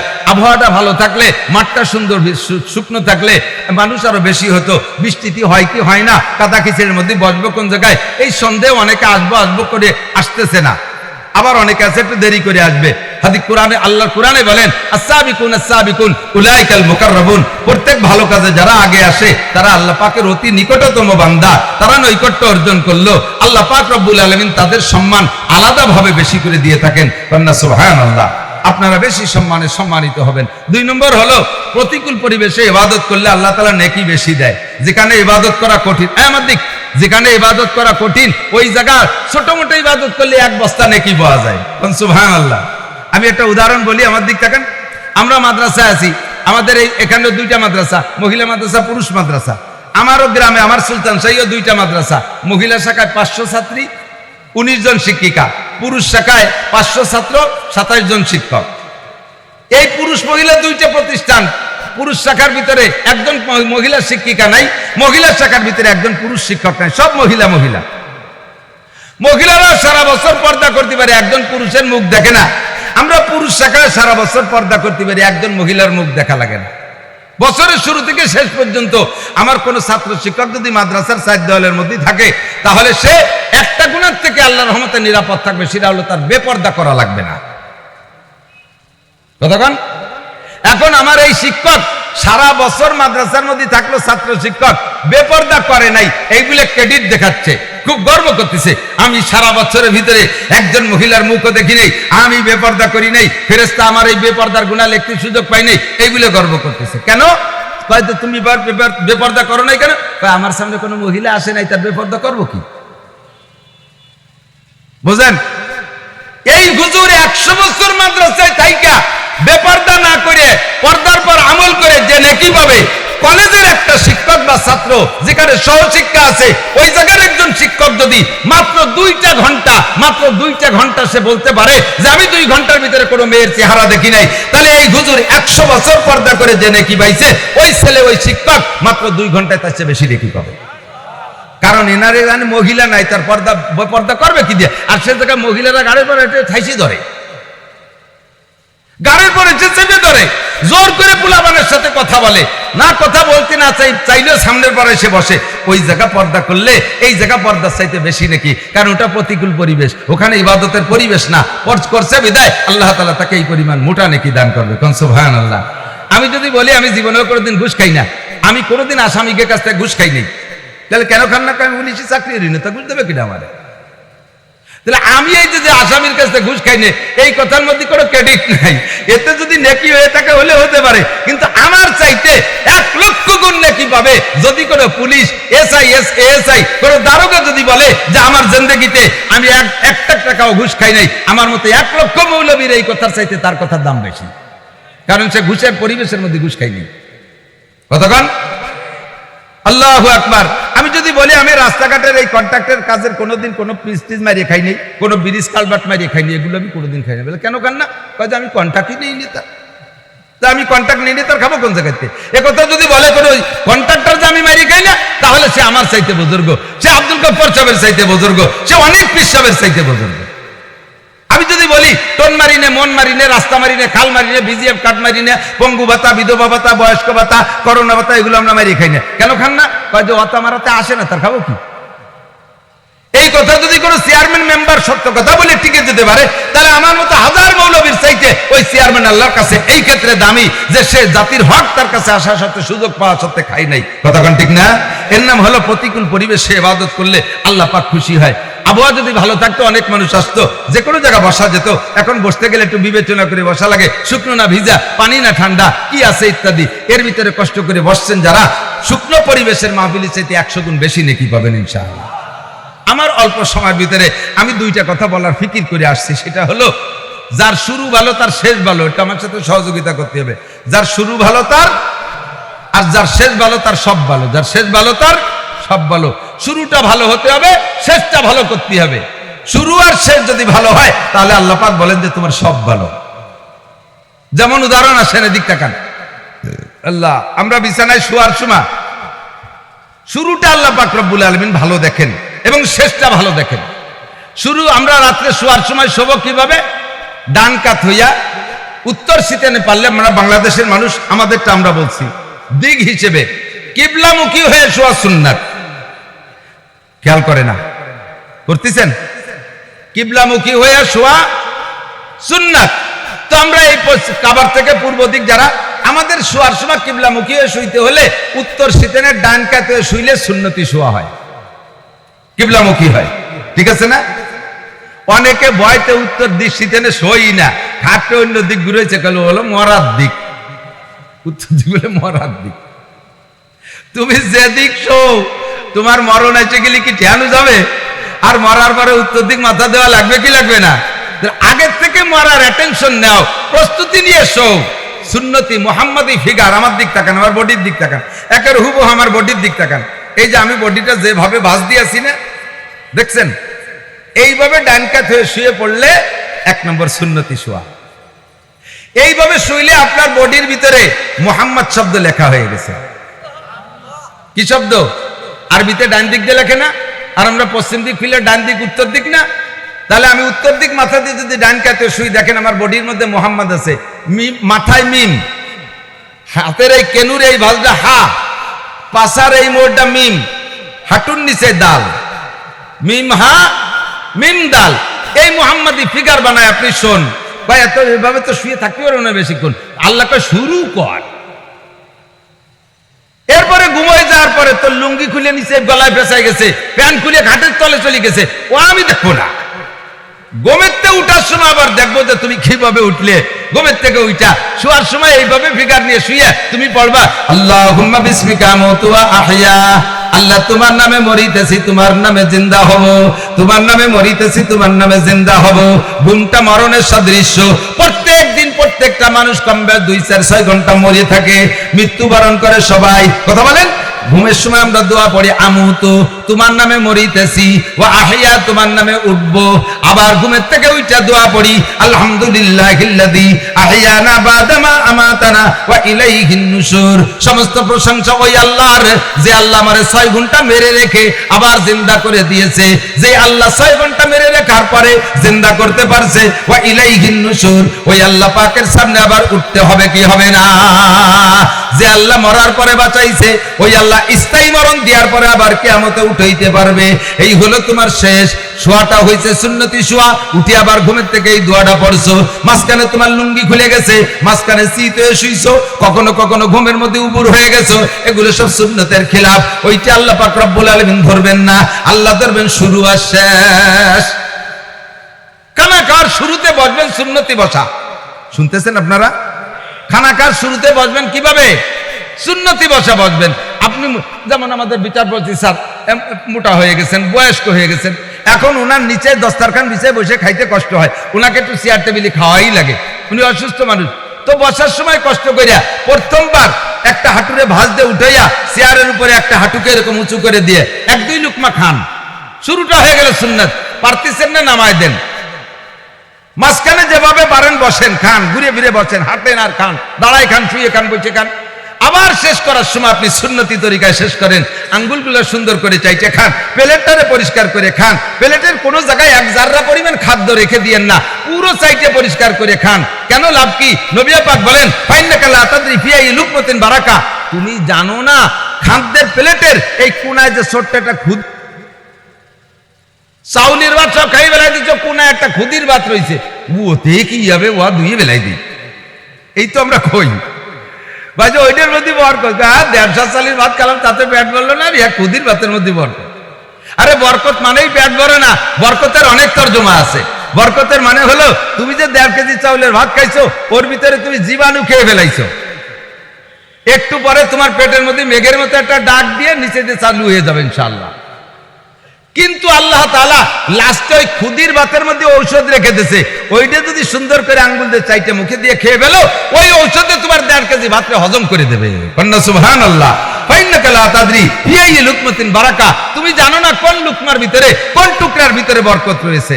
দোস্ত, শুরু করবেন সুন্নতি ভাবে, শেষ করবেন সুন্নতি ভাবে, মাঝখানে যেভাবেই হোক আল্লাহ পাক এই ভুল চুক মাফ করে দেবে। একটা পরিবহন ভাটিয়াপাড়া থেকে রওনা দেওয়ার সময় ওই বাঙ্গাড়ি বুঙ্গড়ি হালাতে রওনা দেয় না, ইঞ্জিন ডিস্টার্ব করতেছে এই অবস্থায় যাত্রী ভরে রওনা দেয় না, গাড়িটার গায়ে ময়লা থাকলে রওনা দেয় না, গাড়ির ভিতরে সিটের ভিতরে কেউ বমি করে দিয়ে গেছে ওই অবস্থায় যাত্রী উঠোয় না, উঠানোর সময় গাড়িটারে শ্যাম্পু সাবান দিয়ে ধোয়, বডি বাইরে ভিতরে সুন্দর করে ধোয়, ময়লা থাকলে সাফ করে বেলায় দেয়, সিটগুলোরে আবার স্প্রে করে গ্রান বানায় দেয়, এরপরে যাত্রীকে যত্ন সহকারে উঠায়, প্রত্যেকের টিকিট দিয়ে চেক করে সঠিক না বেঠিক, কোন প্রকারের দূষিত কিছু আছে নাকি, এগুলো মেশিন দিয়ে ট্রাই করে। কথা বলেন ঠিক কিনা? সব কমপ্লিট কইরা ইঞ্জিনটারে ট্রাই করে, তেল মোবিল ট্রাই করে, সব টেস্ট করে সুন্দর করে ওকে কইরা বিসমিল্লাহ করে ভালো একজন ড্রাইভারের হাতে দিয়ে রওনা করায় দেয়। এভাবে শুরুটা হয়ে গেল সুন্দর ঢাকা রওনার জন্য। এবার ঢাকায় যাইয়া পোস্তগুলা ব্রিজ পার হইয়া যত্ন সহকারে সুন্দরভাবে টার্মিনালে পৌঁছাইয়া যাত্রীদেরকে সালাম কালাম দিয়ে নামাই দিল। শুরুও ভালো, শেষও ভালো, মাঝে খারাপ কিছু থাকে কি না? ভিট আছে না, স্পিরিট ব্রেকার, ও জায়গা ধাক্কা লাগে, মাঝে মাঝে ভাঙ্গা রাস্তা আছে, জাকি লাগে, কোনো সময় দুই গাড়িতে চাপ দেয়, আড়িও বাড়ি খায়, মেলা কিছু মাঝে হয়ে যায়। সব কিছুর পরে লাস্টে সুন্দরভাবে নামতে পারলো কিনা, সুন্দরভাবে নামাই দিলে বাস পরিবহনের প্রশংসা আসে।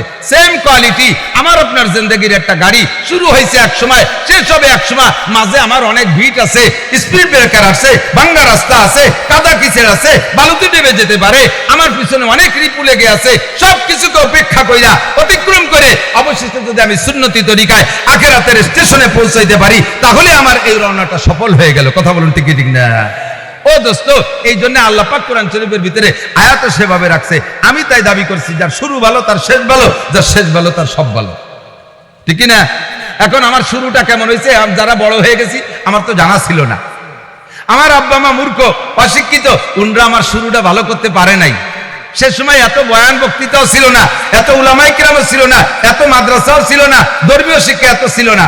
গ্রাম গায়ে মহিলারা চুলোর বিটি বইছে, সকালবেলা রসের জাউর আনতো, রুটি বানাতো, ওর বাসে যাইয়া পাড়ার মেয়েরা ছেলেরা একটু বসতো, আর চাচি যান এত বড় একখান সিপারা, নৌকরাতের দেড়াত লাল সিপারা, আম পারা না কি যেন সিপারা, এই সিপারা ধরে আনাকুম উনকুম ইনাকুম এই দিয়ে একটু কোরআন শরীফ পড়াতো, মনে আছে নাকি? ঠিক না? কোরআন শরীফের লেখাপড়া, ধর্মীয় লেখাপড়া ওই পর্যন্ত শেষ। তবলিগও ছিল না, ফাজাইলে আমাল, তবলিগি নিসাব, ফাজাইলে সাদাকাতের কিচ্ছু ছিল না, এত উলামায়ে কিরাম ছিল না। দুই একজন আছে মাঝে মাঝে পিসাবরা মুরিদ বানায় একটু ওয়াজ নসিহত করে চলে যেত, যার কারণে আমাদের শুরুটা যতটা ভুল হয়েছে, এখন শিক্ষার যুগে আমাদের পরবর্তী জেনারেশন যারা আসবে তাদের শুরুটা যদি আমরা ভুল হতে দেই, কিয়ামতে আমরা আল্লাহর কাছে জবাব দেওয়া লাগবে কি লাগবে না? আল্লাহ পাক রব্বুল আলামিন বলেন, ইন্নামা আমওয়ালুকুম ওয়া আওলাদুকুম ফিতনা, তোমাদের সম্পদ, তোমাদের সন্তান, এদিক তোমাদের সম্পদ, তোমাদের সন্তান, এই দুটি তোমাদের পরীক্ষার ক্ষেত্র। সম্পদ দিয়ে পরীক্ষা দেওয়া লাগবে, সন্তানের ব্যাপারে পরীক্ষা দেওয়া লাগবে। সম্পদ কিভাবে ইনকাম করেছো, কোথায় খরচ করেছো, সন্তান কিভাবে জন্ম দিয়েছো, তার পরিচালনা কিভাবে করিয়া কতটুকু আগায় দিয়া রেখে আসছো তুমি আব্বা, জবাব দিয়ে দাও। কুল্লুকুম রাইন, তোমরা সকলে রাখাল। রাই মানে রাখাল, কুল্লুকুম রাইন আমি একেবারে গ্রাম্য বাংলায় যাকলি সহজে বোঝা যায়, তোমরা সকলে রাখাল। অকুল্লুকুম মাসউলুন আন রাইয়াতিহি, যাকে যতটুকু রাখালির দায়িত্ব দেওয়া হয়েছে তার থেকে ততটুকু রাখালি বুঝে নেওয়া হবে। সহিহ হাদিস বুখারী শরীফের কথা বুঝছেন না? বাংলা বুঝছেন তো? সকলে রাখাল। আপনি বাড়ির রাখালরে 5টা গরু দিয়ে পাঠাইছেন ডাঙ্গায়, ডাঙ্গা তো কয় মাঠে, চকে। আপনি বাড়ির 5টা গরু দিয়ে রাখালরে মাঠে পাঠাইছেন, সন্ধ্যাকালে রাখালের কাছে 5টা গরু বুঝে নেন না? কথা কয় না?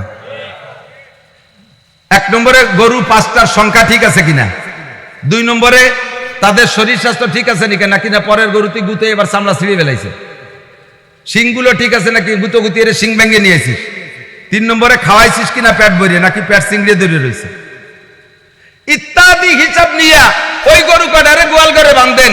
যদি 5টা গরু সুন্দরভাবে যত্ন সহকারে রাখালে বাড়ি এনে বুয়ালি বাঁধতে পারে, তাহলে রাখালের উপরে মালিকের প্রশংসা, থ্যাংক ইউ, ধন্যবাদ। আগে যারা আসছে তারা এরকম করে নাই, এর জন্যই তো 6 মাস পর পর তাকে চাকরি ছুটি গেছে, তুই আল্লাহ বাসালি মরার পরে 10 বছর থাইস। কুচিতি কুচিতি ও ভালো কথা কন। যদি কয় কাকা গরু তো বড় চারটি আনছি, সে ছোট বাছুরটারে আসরে মারতে পাইনি, ছোট বাছুরটা আসরে মারতে পাই না, ওরা কি খাতি দেবে? শয়তান, 3 দিন চাকরি হতে না হতে আমার বাছুর আড়াইছে, তুই পুরো গরু আড়াই ফেলবি কয়দিন পরে, বুঝলো? হেরিকেনের টাতে দিন আমার দেশে যে গরু তালাশ করে আনবি, বাছুর আনতে পারলে আসবি, নালি তোরে বেশি বাছুর কিনবো। হবেন কি কবেন না? সেম। আর দুনিয়া দারুল মিসাল, উদাহরণ দিলে কথা বুঝতে ভালো, তাই বলছি দোস্ত। কুল্লুকুম রাইন, আপনি সবাই রাখাল। আব্বা ফ্যামিলির সদস্যদের রাখাল, আব্বা নাই বড় ভাই রাখাল, বড় ভাই নাই মেজো ভাই রাখাল, মেম্বার সাহেব ওয়ার্ডের রাখাল, চেয়ারম্যান সাহেব ইউনিয়নের রাখাল, এমপি সাহেব সিটের রাখাল, মন্ত্রী সাহেব মন্ত্রণালয়ের রাখাল, হেড স্যার হাই স্কুলের রাখাল, হেড স্যার প্রাইমারির রাখাল, প্রিন্সিপাল স্যার কলেজের রাখাল, ভাইস চ্যান্সেলর বিশ্ববিদ্যালয়ের রাখাল, মোহতামিম সাহেব মাদ্রাসার রাখাল। সকলকে এই রাখালির জবাব দেওয়া লাগবে। তোমার অধীনে যাদেরকে দিয়েছিলাম সবগুলো আনো। আপনি নিয়ে গেছেন, আল্লাহ এই যে আমার স্ত্রী, এই যে আমার বড় বউ, এই যে আমার মাঝে বউ, এই যে আমার জামাল, এই যে আমার কামাল, এই যে আমার সালেহা, এই যে আমার খাদিজা। আল্লাহ কয় ডলি, হ্যাঁ যেটা আসরে বাড়িতে পাচ্ছি না, ডলিরে আসরে বাড়িতে পাচ্ছে না। অনেক গেছে কাগিয়ে চলো কলে ওই শিক্ষা সফরে কুয়ো কাটা হইতে ফিরে আসিনি। আল্লাহ কয় হেরিকেনা তেরে বাইরিও, তাড়াতাড়ি বাসুর ওইটা তালাশ করে নিয়ে আনতি না পারলে আসবি না। কতক্ষণ সবাইকে জবাব দেওয়া লাগবে। ফেতনা কাজী যুবক ফেসে উড়োই দিও না। আমার বাচন ভঙ্গি এরকম। বাকি মনে রাখো, আমার আপনার জিন্দেগির শুরু ভুল হতে পারে। আমাদের মুরব্বীরা যতটা পারছে করছে, আমরা আমার বিশ্বাস যে ভুল করে নাই। এখনই চাইতে মানুষের শিক্ষা কম থাকলেও যা শুনছে তা মানছে। কতক্ষণ যা শুনছে তা মানছে, বিশ্বাস করতো। কি ভয় ছিল, আমার বুড়ি দাদিকে দেখছি এক বাড়িতে আর এক বাড়ি যাইতে মশারির চার কোনা চারজন আমার বাচ্চা চাকরিতে ধরাইয়া ওর মাঝখানে বুড়ি চলতেন, চার কোনা ধরে মশারি ধরে নিয়ে আমার দাদির আর এক বাড়ি পৌঁছে দিছে। যতটুক তারা জানতো ততটুক তারা মানতো। আমার বিশ্বাস আমার আব্বা আমার ডান কানে আজান আর বাম কানে একামত দিছে। আমার বিশ্বাস আমার দাদা জান আমার আব্বার ডান কানে বাম কানে আজান একামত দিছে, নইলে আমার আব্বার আমি দিনদার পাইতাম না। আর আমার ডান কানে বাম কানে আজান একামত না দিলে আজকে আমি এ পর্যন্ত আসতে পারতাম না। আর দিয়েছে ব্যাপারে আমি ওভারসিওর। আমার মা আমাকে কোলে করিয়া রাত্রে সূরা আত-তিন পড়াইতেন। আমার মনে আছে, আমি তখন আরবি হরফ শিখি নাই। আমার মায়ের কাছ থেকে সূরা ফাতিহা থেকে সূরা আত-তিন পর্যন্ত আমি শুদ্ধ করে মুখস্থ করেছি, এবং সেই শুদ্ধতার সাথে আমি এখনো পড়ি আলহামদুলিল্লাহ। আমার মায়ের কাছ থেকে আত্তাহিয়াতু দোয়া করু দোয়া মাসুরা তাশাহুদ সব আমি শিখে ফেলেছি। আমার মায়ের কাছ থেকে আয়াতুল কুরসি পড়া শিখছি। আমার মায়ের কাছ থেকে আমি সাত সালাম শিখছি। কাজেই আমার বিশ্বাস আমার মা ভুল করে নাই। ও দোস্ত, আমিও যদি সঠিক সিদ্ধান্ত নেই তাহলে আমার সন্তানগুলো ভালো হবে, আমার সন্তান ভালো হবে। কোন আব্বা কি চান আপনার সন্তানটা গাঁজাখোর হোক? তাহলে কথা কয় না। একজন আব্বা কোন যে আমার ছেলে যেন গাঁজায় গোল্ড মেডেলিস্ট হয়, আমার ছেলে যেন এলাকার গাঁজার ডিলার হতে পারে। হুজুর দোয়া করেন, আমি জিলাপি খাওয়াবো ইনশাআল্লাহ। আছেন একটা আব্বা আছেন? কোন আব্বা কি চান যে আপনার ছেলেটা আন্তর্জাতিক খ্যাতি সম্পন্ন চোর হোক, বিশ্ববিখ্যাত ডাকাত হোক, প্রথম কাতারের লুচ্চ হোক? আছেন কেউ চান? যুবকরা কতরা চাইস? তোরা যারা বিয়ে করিস নি তোরা কাজে হ্যাঁ আমি আব্বা হলি যেন এরম আব্বা হই, আমার ছেলের জন্য বিশ্ববিখ্যাত লুচ্চ হয়, ডেলি যেন জুতোর বাড়ি খায়, সাথে সাথে যেন আমিও দুই চারটে খাই। এ চাই কেউ? সবাই চান আপনার ছেলেটা ভালো হোক। জানতো নাকি বলেন? জানতো।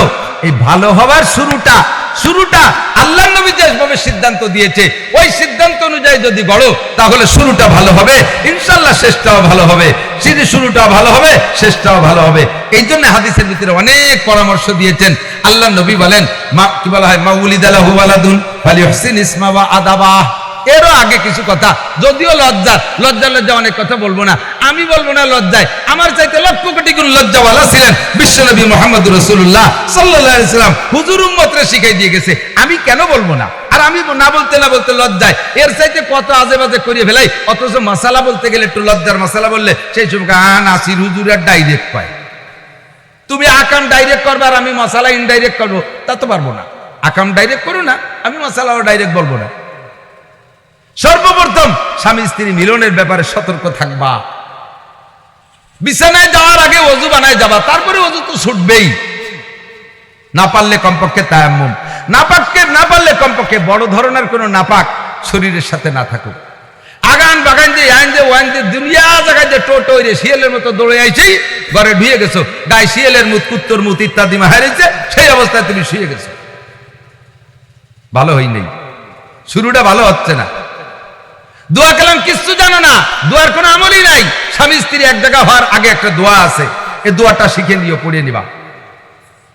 এরপরে স্ত্রীকে ভদ্রতার সাথে স্বাভাবিকভাবে সুন্নতি তরিকায় আরো যা আছে ওলামায়ে কিরামের কাছ থেকে শুনিয়ে সেভাবে প্রাথমিক আলিঙ্গন, এরপরে স্বামী স্ত্রী মিলনের পরে আবার টাইম মতো গোসল করে দেওয়া। ফরজ গোসলকে ফরজ টাইমে আদায় করো। ফরজ গোসল হয়েছে রাত্রে বেলা 11টা 12টার সময়, সারা দুনিয়ার সব কাম কাজ করিয়া তারপরে গেছো গোসল করতে। যে কাজে হাত দিবা ওই কাজে বেবরকত। গাড়িতে উঠবা, গাড়ির উপরে গজব। তুমি ব্যবসা বাণিজ্যে হাত দিবা, ওর ভিতরে ধস নামবে। মহিলা মাচায় উঠবে, তার ভিতরে বেবরকত। এখানে আমরা বলি বেবরকত, কিন্তু আগে মুসলমানরা কইতো, কয় যে এই নাপাক অবস্থায় মাচায় উঠলি লক্ষ্মী বেজার হয়। লক্ষ্মী বেজার হয় হোক, আল্লাহ বেজার না হয়।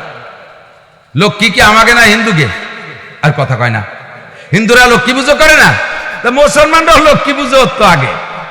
এটা অরিষ্টের লক্ষ্মী বেজার হয়, ওটা অরিষ্টের লক্ষ্মী বেজার হয়, এটা অরিষ্টের লক্ষ্মী বেজার হয়। লক্ষ্মী বেজার হয় হোক, কিন্তু এ কামে আল্লাহও বেজার হয়। নাপাক শরীরে হিন্দুকে দেখবেন, হিন্দুরাও এই ফরজ গোসল জাস্ট টাইমে আদায় না করে কোনো কাজে হাত দেয় না, ওরা এটা ঠিক রাখে। যদিও তাদের ফরজ গোসল নিয়মতান্ত্রিক হচ্ছে না। আমাদের ফরজ গোসলের টাইম যখন হবে, রাতের বেলা হলে ফজরের নামাজের আগে কমপ্লিট করেন, তাহলে যে ওই মিলনে যদি সন্তান আসে, সন্তান ভালো হবে। হোক ডাক্তার, ভালো ডাক্তার হবে। হোক ইঞ্জিনিয়ার, ভালো ইঞ্জিনিয়ার হবে। হোক মাস্টার, ভালো মাস্টার হবে। হোক বিচারপতি, ভালো বিচারপতি হবে।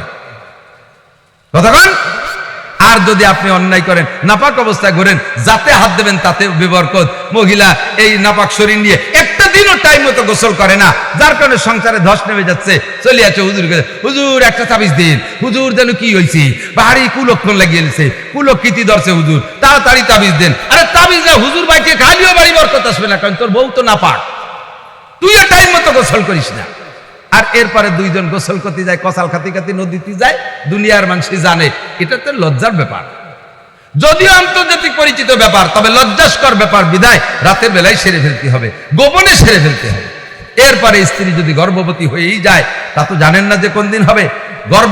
স্ত্রী গর্ভে আসার পরে, সন্তান গর্ভে আসার পরে স্ত্রী কোনো আজে বাজে মানুষের সামনে না যাওয়া, এক কথায় কাহারও সামনে না যাওয়া। যেই 14 জনের সাথে বিয়ে হারাম, ওই 14 জনের শুধু মুখমণ্ডল, হাতের কবজি, পায়ের টাকনু নিচে চোখ দেখাইতে পারবে, তাই ছাড়া শরীরের অন্য কোনো অঙ্গ দেখাইতে পারবে না। গায়ে জামা আছে, উন্না ছাড়া বুনে ভাইয়ের সামনে ঘুরতেছে, মেয়েতে বাপের সামনে ঘুরতেছে, যুবতী মেয়ে, যুবতী বোন। গায়ে উন্না নাই, টাইট ফিটিং পোশাক, চরম বেহায়া। এ বাপের সাথে জিনার গুনাহ, ভাইয়ের সাথে জিনার গুনাহ লেখা হইতে তালে আছে। বাচ্চা পেটে আসার পরে বুজুর্গানের দিনের তাজরেবা, কোন আল্লাহওয়ালা মানুষের সামনে গেলে তো তারা চোখ তুলে তাকাবে না। যে ধরনের মানুষের সামনে পড়বা, তাদের নজর যেমন হবে, বাচ্চার উপরে সেই রকম ক্রিয়া পড়ার সম্ভাবনা থাকে। যদি চোরের সামনে যাও, চোরে যদি তোমার স্ত্রী পেটের দিকে নজর করে, তাহলে চোরের এই কুদৃষ্টির কারণে পেটের বাচ্চার ভিতরে চোরা স্বভাব আসে। ডাকাতির সামনে গেলে ডাকাতি স্বভাব, লুচ্চর সামনে গেলে লুচ্চর স্বভাব। তাহলে পিসাবের সামনে যাবো, যাবা, পিসাব তো তোমার বউরে দেখবে না। কিন্তু আর যাকে সামনে যাবা, তারা তো না দিয়ে ছাড়বে না। বাচ্চা পেটে নিয়ে কুয়া কাটা যায়, বাচ্চা পেটে নিয়ে নিরিবিলি পার্কে যায়, বাচ্চা পেটে অবস্থায় শিক্ষা সফর করে, বাচ্চা পেটে নিয়ে বাজার ঘাট করে। এই বাচ্চা কখনো ভালো হতে পারে না। আন্নাজরু আল আইনু হাক্কুন, পরিষ্কার সহিহ হাদিস, আল আইনু হাক্কুন, চোখের একটা ক্রিয়া আছে। হযরত ইউসুফ আলাইহিস সালাতু ওয়াস সালামের চেহারা তো অপূর্ব চেহারা ছিল। ওনার চেহারার উপরে যাতে মানুষের কুদৃষ্টি না লাগে, এর জন্য ইউসুফ আলাইহিস সালামের আব্বাজান ইয়াকুব আলাইহিস সালাতু ওয়াস সালাম ইব্রাহিম আলাইহিস সালাতু ওয়াস সালামকে নমরুদের আগুনের ভিতরে ফেলাইলে জিবরিল আলাইহিস সালাম জান্নাত থেকে যে জামাটা আইনা ইব্রাহিম আলাইহিস সালামকে পরাই দিয়েছিলেন, ওই জামাটা ইব্রাহিম আলাইহিস সালাম দিয়েছিলেন ওনার ছেলে ইসহাক আলাইহিস সালামকে, ছোট ছেলে ইসহাক আলাইহিস সালাম ওইটা দিয়েছে ওনার ছেলে ইয়াকুব আলাইহিস সালামকে। ইয়াকুব আলাইহিস সালাম ওইটাতে তাবিজ বানাইয়া মাদুলিতে পুড়িয়ে ইউসুফ আলাইহিস সালামের গলায় ঝুলিয়ে দিয়েছে, যাতে এই মানুষের নজরটা তাবিজ পর্যন্ত শেষ হয়ে যায়, আমার ইউসুফের চেহারার দিকে মানুষের খারাপ দৃষ্টি না পড়ে। উনি বলেন আল আইনু হাক্কুন, দৃষ্টি একটা খারাপ জিনিস। মানুষের কুনজরে অনেক সময় ভালো চেহারা নষ্ট হয়ে যায়, ভালো জিনিস মন্দ হয়ে যায়। তাহলে এই কুনজরের কারণে পেটের বাচ্চা নষ্ট হতে পারে। শুরুটা ভালো করার, জন্মের সময় যার বিসমিল্লাতে ভুল, ও ছেলে নবীর সরা করে না কবুল। আমি উদাহরণে মাঝে মাঝে বলতাম, ছোট্ট একটা মেহগুনিস চারা লাগাইছেন সোজা করে, মেহগুনিস চারা সোজা করে লাগাইছেন, এলে দুলে না যায়, বাঁশকুটি দিয়ে ঠেন্না বাঁধায় দিয়েছেন, বাঁশ সোজা হয়ে বড় হয়ে গেছে, এরকম মোটা, লকও সুন্দর হয়েছে, ওরে নিয়ে আর কোনো ঝামেলা নাই। কিন্তু যেই গাছটা চারাটা লাগাইছেন একটু কুজরমি হয়ে বেহা হয়ে যায়, কাট করিয়া, বাস গাছের গোড়া আপনার বাড়ির জায়গার মধ্যে, পাশের বাড়ি এলাকা থেকে মাথা কাজ করে দিয়েছেন, যে ওই অবস্থায় ওই বাড়ির পরে বড় হবে, ওকে উঠোন মুঠোন সব মানে ছায়া পড়ে যাবে, ওরা দায় ঠেইয়া আমার যন্ত্রণায় নির্যাতনে জায়গা বেঁচে কিনে তুই এটি চলে যাবে, সেই সময় আমি কিনবো। এই বলিয়া গাছের গোড়া বাড়ি, এরকম কিছু ভালো লোক আছে না, খুব দিনদার মানুষ, ফজরের নামাজ পড়ে তসবিটে ফের মেহগুনি গাছ লাগায়। কুজলোর বাসা, বাংলা কুজলো, কুজলো তো আমরা তো চিনি, কুজলো বুঝি না, 1 নম্বর বদমাইশ। এক হাতে তসবি আর এক হাতে মেহগুনি গাছ লাগায়, গোড়া বাড়ির মধ্যে ভাঁচের বাড়ির দিকে মাথা কাজ করে। এই গাছ 30 বছর পরে এইরকম মোটা হয়ে গেছে, ওই বাড়ির উঠোনের উপরে মাথা। ওই বাড়ির ছেলেটা গোষ্ঠীগতভাবে দুর্বল, সে আইসা কান্দে দিছে, কাকা একখান ডাল যদি না কাটিয়ে দেন তাহলে আমার ছোট ছোট ভাই বোনের খেতা কাপড় শীতকালে শুয়োতে পারতেছি না, এই দান পান জানি কিছু শুকনুর কাজ দেন আপনাকে মেহগুনি গাছের ছায়া। বুড়ো খুব দাপট, ডালে খুব দিবি তোর ডানা কাটিয়ে ফেলাই দেবো, চিনিস বুড়ো হয়ে গেছি তাই বলে কি মরে গেছি? ও ভয় তার কিছু, লম্বা একটা হাই ছাড়ছে, ওই হাইটা চলে গেছে আরশে আজিমে। কাল্লা সামাজিক ভাবে দুর্বল, পারলাম না বুড়োর সাথে, দেখো কত কষ্ট। এরপরে আইসে গেল আমপান ঝড়, আমপান আইছে দক্ষিণ দিকে, ও গাছের মাথা উত্তর দিক, তাহলে দক্ষিণে বাতাসে পড়লি উত্তর দিক ওই বাড়ির পর পড়বে না, সে গাছ গুল্লিতে যাইয়া ওই বুড়োর বাড়ির ঘরের পর পড়ে ঘরের মাটির সাথে মিশে দিছে। বুড়কে কি করলো, ঝড়েও খুঁজলো মিয়ল, ঝড়ে এরকম আসলো, ঝড় উত্তর দক্ষিণ দিকে, গাছ পড়বে উত্তর দিক, সেই গাছের দিকে আসলো কে? যে ঝড় তো মাত্র বাহানা, আরে দক্ষিণে ঝড়ে ওইদিক ফেলাবে, দক্ষিণে আমপান আর সিডার আর সুনামির যে শক্তি, তার চাইতে ওই অসহায় মজলুম সামাজিক ভাবে দুর্বল যুবকের মুখের হাইটা আরো বেশি শক্তিশালী। ও যে হাই ছাড়ছে, আল্লাহ পাক সেই হাইতে গাছটারে ঘুরাইয়া তোর বাড়ির মধ্যে ফেলাই দিয়েছে। কতক্ষণ পারে কি পারে না? সাবধান থাকেন মিয়া, জমিদারিগিরি বেশি দিন চলবে না, সতর্ক। ডাল কয়খানে এসে ভেঙে পড়ছে, এখন ওই যুবকরা কাকা আমরা থাকতে পারলাম না আপনার জ্বালায়, ঘর বাড়ি জায়গা টাকা বেঁচে চলে যাবো। ঠিক আছে ব্যাস, উনি কিনে এনেছে, গাছ তো বেকা, 30 বছরে মোটা বেহা গাছ। এখন ওই জায়গায় বিল্ডিং উঠে দিয়েছে, এত সুন্দর গাছ তো কাটা যায় না, আর 20 বছর পরে কাটবো, ঠেলে সোজা হরি। পুরো বনমালীপুরের সবাই যে কাশি বান্ধে ওই গাছটা টানলি সোজা হবে। আমাকে হুজুরকে জালালি খতম পড়তে লাগা দিয়েছেন, হুজুর আমরা গাছ সোজা করতে লাগছে, আপনারা শুধু জালালি খতম করবেন আর মোনাজাত করবেন, ঘন্টা দূর মধ্যে গাছ সোজা করে। হুজুরকে জালাল খতমও কাম হবে না, খতমও সব বেহা হয়ে যাবো, গাছ সোজা হবে না, কারণ লাগানোর সময় ব্যাখ্যা করে লাগাইছে। জন্মের সময় যার বিসমিল্লাতে ভুল, এ ছেলে নবীর সরা করে না কবুল। জন্মের সময় ভালো হয় নাই, বাচ্চা পেটে রাইখা মা সারাটা দুনিয়া তখনও ঘোড়ার মতো দৌড়াই বেড়াইছে, মার্কেট করছে, ফিল্ডিং মারছে, হাজার লুচ্চ বদমাশ চোর ডাকাত গুন্ড বদমাশদের ভিতর দিয়ে ঠেলা ধাক্কা খেয়ে বেড়াইছে, ওদের বদনজর পড়ছে, ওই পেটের বাচ্চা ভালো হইতে পারে না। এবার জন্মের সময় তোমার সুন্নত ঠিক নাই, শরীয়ত সম্মত জন্ম তার হয় নাই। হাসপাতালে বেশিরভাগ এখন ক্লিনিকে জন্ম হচ্ছে, অধিকাংশ বাচ্চা ক্লিনিকে জন্মের পরে যেই সময় বাচ্চা ডেলিভারি হয়, সিজার করে বের করে, ওই জায়গা ভালো কোনো আলেম থাকে না, ওই জায়গা দিনদার ইমানদারের কোনো গন্ধ খুব একটা থাকে না, ও জায়গা গার্জিয়ানরাই বুঝ নিয়েও সে জায়গা অপেক্ষা করে না। ও বন্ধুরে, ও জায়গা বেশিরভাগ নার্স থাকে হিন্দু, অনেক জায়গায় খ্রিস্টানও থাকে। জন্মের পরে ছোট বাচ্চার সুদর্শন চেহারা, এই ছোট বাচ্চার চেহারা দেখা হিন্দু মহিলারা ওরা অল্পে দুর্বল, ভালো চেহারা দেখলে এই মুখের মধ্যে আঙ্গুল ঢুকে দিয়ে উলুধ্বনি দিয়ে কয় ভগবান তুমি দেবতা পাঠিয়েছো, মুখে উলুধ্বনি দিয়া যে আমি শুনতে হবে তারা আজানি কামত, হিন্দু বেটি তারা উড়ু উড়ু শুনে দিয়েছে। জন্মের পরে বড় হলে দেখি যায় বাচ্চার ভিতরে উড়ু উড়ু স্বভাব। হিন্দুদের যে কালচার সেটি ওর ভালো লাগে, হিন্দু আনি সব ভালো লাগে, রাতের বোমা বোমা, ঈদের রাত্রে বোমা ফুটাইতে ভালো লাগে, আরে বক্স বাজাইতে ভালো লাগে, ডেক্স বাজাইতে ভালো লাগে, ওই ছেলে বড় হলে উড়াকান্দি যাইতে ভালো লাগে, দুর্গা পূজা যাইতে ভালো লাগে, কালী পূজায় যাইতে ভালো লাগে, সরস্বতী পূজা ভালো লাগে, লক্ষ্মী পূজা ভালো লাগে, হিন্দু বাড়ির লাড্ডু ভালো লাগে, ওর ঈদের নামাজ ভালো লাগে না, ওর রোজা নামাজ ভালো লাগে না, কারণ ওর জন্ম বেকা হয়ে গেছে, জন্মের সময় কাজ করে লাগাইয়া ওর কানের মধ্যে উলুধ্বনি দিয়ে দিয়েছে, আজান আর ইকামত পায় নাই, যার কারণে সারা দুনিয়ার বক্তা বেঁচে খালি ওটা হিদায়াত পাবে না। শুরু ভালো তার শেষ ভালো, শুরুই ভালো হয় নাই। বাপে মুক্তিযোদ্ধা ভাতা খায়, বাংলাদেশ স্বাধীনতার পক্ষে যুদ্ধ করছে বাপ, আমি তার 101 লক্ষ বার স্যালুট দেই। তাদের পরিশ্রমের বিনিময়ে আমরা এ স্বাধীন দেশ পেয়েছি।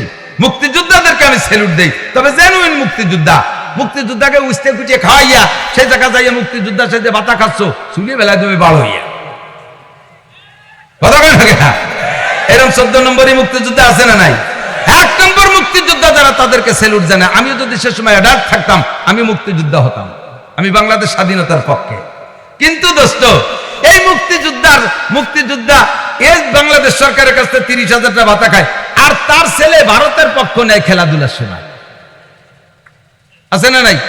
ও জন্মের সময় উলুধ্বনি শুনছে, আজান শোনে নাই, উড়ু উড়ু শুনছে। শুরু ভালো যার শেষ ভালো। কাজেই যুবক তুমি তোমার মা বাপ ফেল করতে পারে, তোমরা ফেল করে না, ব্যর্থ হইয়ে না। দিন দিন সবকিছু ডিমোশন হচ্ছে। তোমার বাপের জন্ম হয়েছিল ছেঁড়া কাঁথার মধ্যে, ফেস্টো দিয়ে ধরে তোমার ফুপুরা তোমার দাদিরা বের করছিল। তোমার জন্ম হয়েছে মোটামুটি আর একটু ডেভেলপ। তোমার জন্ম হয়েছে কম্পিউটারের ভিতরে, আল্ট্রাসাউন্ড ইসিজি করে তোমার দেখে শুনে বের করছে। আল্লাহ বাসালি তোমার বাচ্চা পয়দা হবে হেলিকপ্টারের মধ্যে, বেশি দেরি নেই। ফরিদপুরে হাসপাতালে ডেলিভারি হলো না, টাকা আছে বন্ধে হেলিকপ্টার নিয়েছে, হেলিকপ্টারে উঠে আকাশে উড়ানোর সাথে সাথে ডেলিভারি হয়ে গেছে। সবকিছু ডেভেলপ হচ্ছে, কিন্তু দোস্ত চরিত্রের অবনতি হচ্ছে, চরিত্র ধ্বংস হয়ে যাচ্ছে। কথা গানটি কিনা? আরে দুনিয়ার সব কিছুর দাম বাড়তেছে, শুধু চরিত্র ধ্বংস করার যে আসবাবগুলো এইগুলোর দাম কমাইতেছে। এতে খালি ছাড় আর অফার, এতে খালি ছাড় আর অফার। ওরে প্রত্যেকটা কোম্পানি ছাড় দেয়, এত এমবি মাত্র এই কয় টাকা, এত এমবি মাত্র এই কয় টাকা, এই কয় জিবি এই কয় টাকা। আর জিবি কিনে কিনে যুবকদের জিব্বে বেরোয় যাইতেছে। রাতের পর রাত খাওয়া নাই, না নাই, ঘুম নাই, সব শুকিয়ে যাইতেছে, কঙ্কাল হয়ে যাইতেছে। সব কিছুর দাম বাড়ে, গাঁজা বা ফেনসিডিলের দাম কমে, এগুলো আন্ডারগ্রাউন্ডে আসতে তালেই আছে। সমস্ত যুবকদেরকে ধ্বংস করে দিচ্ছে। যুবতীরা মেয়েরা কলেজে যে সিগারেট খাওয়া শিখতেছে। ও যুবক তোমরা সাবধান হয়ে যাও, তোমাদের সন্তান যেন এরকম না হয়। এর জন্য জন্ম শুরু থেকে তুমি সুন্নতি তরিকায় আসো। যখন তোমার স্ত্রী গর্ভবতী হবে ওই সময় বেপর্দা যাইতে দিবা না, কাহারও সামনে বাইরে যাইতে দিবা না, ঘরের ভিতরে বাড়ির মধ্যে পর্দা কইরা রাখবা। সময় যখন হয়ে যাবে আল্লাহর কাছে দোয়া করো, মুনাজাত করো, তোমার স্ত্রী যেন পর পুরুষ একজন ডাক্তারের সামনে তার ইজ্জত খুলে দেয়া না লাগে, মেয়েদের হাতে যেন বাচ্চাটা নরমাল ডেলিভারি হয়। এর জন্য তুমি দোয়া করো, মুনাজাত করো। স্ত্রীকে যে বেশি বেশি কোরআনে কারীম তিলাওয়াত করাও। গর্ভবতী অবস্থায় বাড়ি থাইকা সাধ্য অনুযায়ী শ্বশুর শাশুড়ির খেদমতে নিয়োজিত হবে। বুড়ো বুড়ো শ্বশুর শাশুড়ির খেদমত করবে যতটুক পারে, যতটুক পারে। ওর দ্বারা বুড়ো বুড়ি ওই সময় তারা যায় নামাজ বসে দোয়া করবে, আল্লাহ আমার বৌমা কত অসুস্থ, প্রেগনেন্ট, গর্ভবতী, 8-9 মাস হয়ে গেছে, নিজেকে নিজে সামলাইতে পারে না। তার মধ্যে আমার ভাতগুলো বাইরে দিল, আমার মশারি কেনিটা বেঁধে দিল, আমার গায়ে ল্যাপটা তুলে দিল, আমার মা আমার একটা চা গরম করে খাওয়াইলো। এই যে মা মা করে ডাকে, এই বুড়োর কথার ভিতরে, বুড়ো বুড়ির কথার মধ্যে দোয়া। আল্লাহ পাক ওদের দোয়ারও সিলায় বাচ্চাটা নরমাল ডেলিভারি দেবে, সন্তান হবে আল্লাহ ওয়ালা ভালো মানুষ। শুরু ভালো হোক।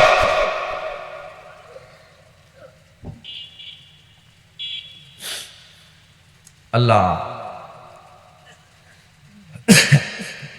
এরপরে জন্মের পরে আগের থেকে একটু খেজুর রেখেন বাড়ি।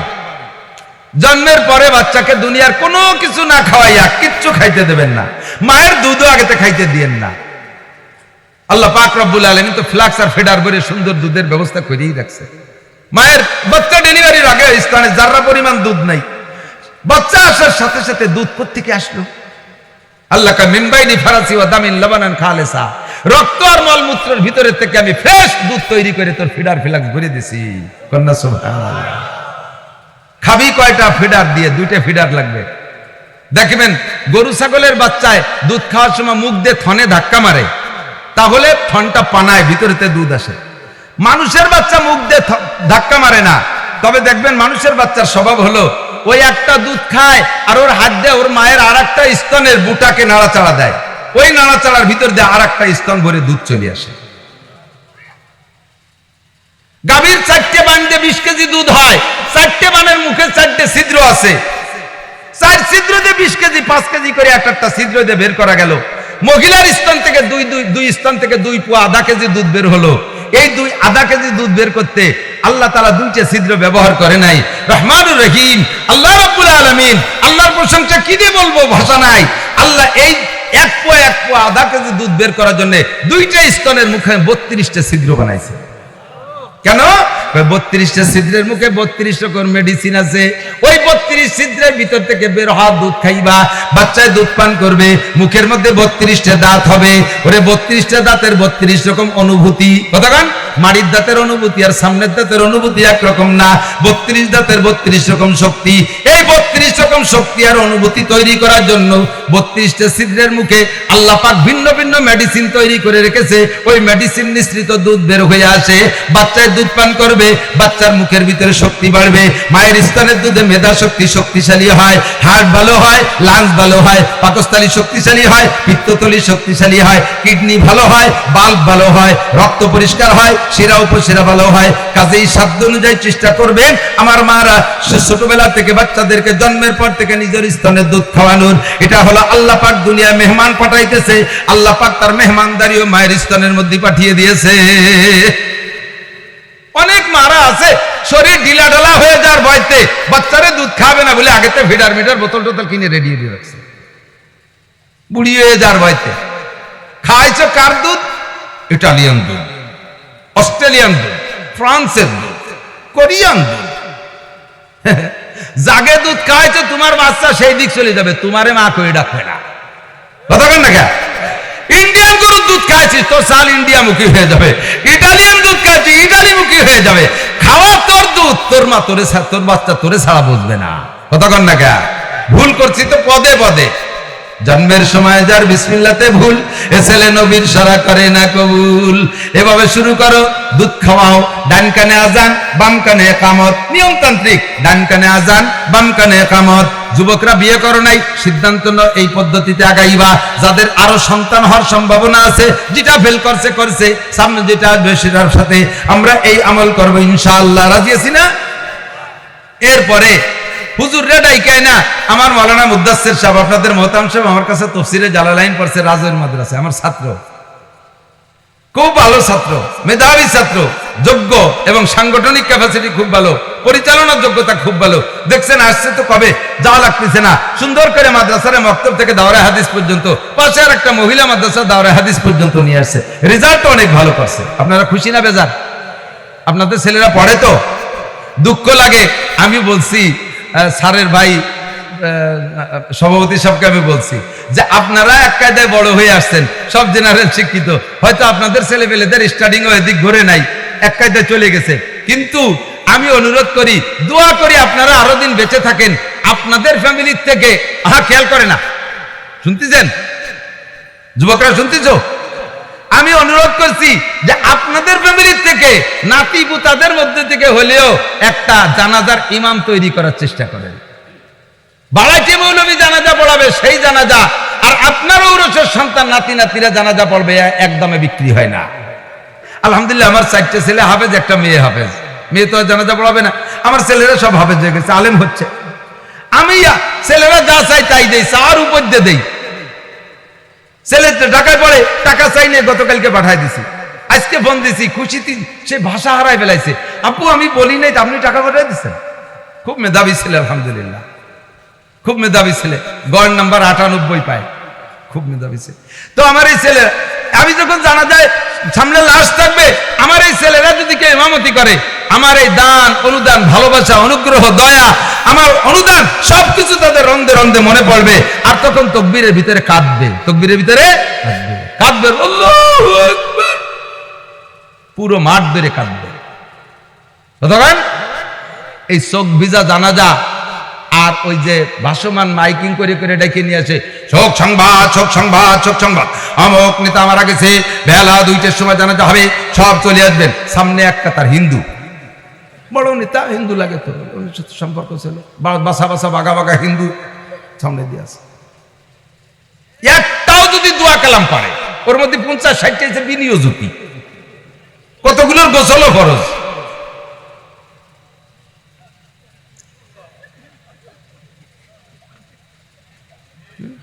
কালকে একটা মোনাজাত দেখলাম, ঈদে মিলাদুন নবীর মোনাজাত, দড়ি পাচ্ছে, রশি পাচ্ছে মোনাজাত।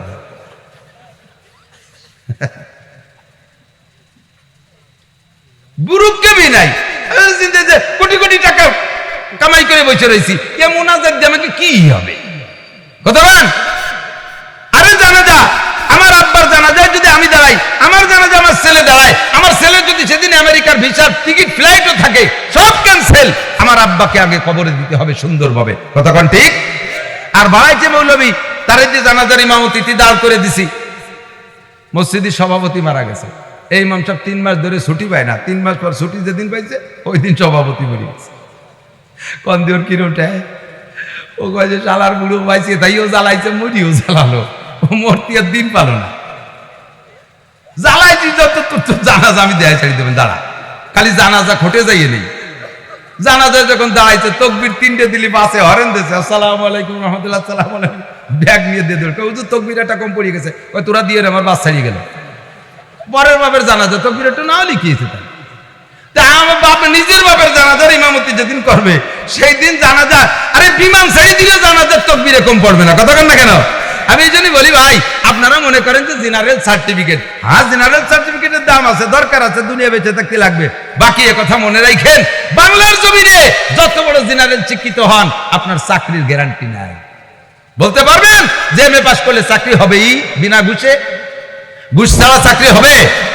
মামু খালু বড় অফিসার লাগবে আর বস্তা ভরে টাকা লাগবে, তাহলে জেনারেল পড়লেও চাকরি নাই আর হুজুর বললেও চাকরি নাই।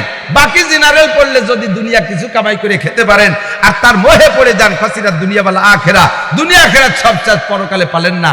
আর যদি কোরআন হাদিসের আলেম বানায় যেতে পারেন, আল্লাহর রহমতে মৌলবীরা কম খাইলেও না খাইয়ে নাই, কম খাইলেও না খাইয়ে নাই, কম পড়লেও ল্যাংটা হয়ে নাই, এবং পোশাক বাড়িটা খারাপও না, আল্লাহর রহমতে লুঙ্গিও মোটে জুড়িয়ে না, আর সব কিছু তো উবার বেশি আছে আল্লাহর রহমতে, খায়ও ভালো। আপনারা নিজেকে কামায় নিজেরা বাড়ি একা করতে খান, ইমাম সাহেবের লজিং 30 বাড়ি, যে বাড়ি যেদিন খাবার সেই বাড়িতে সেদিন ভালো খাবার। খাতি খাতি আমার মতো শূন্য মৌলবী মাস তিনিকের মধ্যে এরকম বুড়ি ছেড়ে দিয়েছে, মাইতে গেছে আল্লাহর রহমতে। খালি খাবার, মাত্র 3-4 হাজার টাকা বেতন, হুজুরের পোশাকের ভাব আলাদা, আতরের আলাদা, বাক্সই বানায় ফেলাইছে। ওই মহল্লায় যারা বিদেশ থাকে তারাই কয় হুজুরের জন্য আতরটা দিয়েন, হুজুরে জায়নামাজ দিয়েন, হুজুরের এই জামাটা দিয়েন, হুজুরের এই জুব্বাটা দিয়েন, হুজুরের এই পাগড়িটা দিয়েন, হুজুরের এইখান দিয়েন ওইখান দিয়েন, ঈদ উপলক্ষে 5,000 টাকা দিয়েন, এই কুরবানির গোশতে 20 কেজি হুজুরে দিয়েন, কাল্লাটা হুজুরে দিয়ে দিয়েন।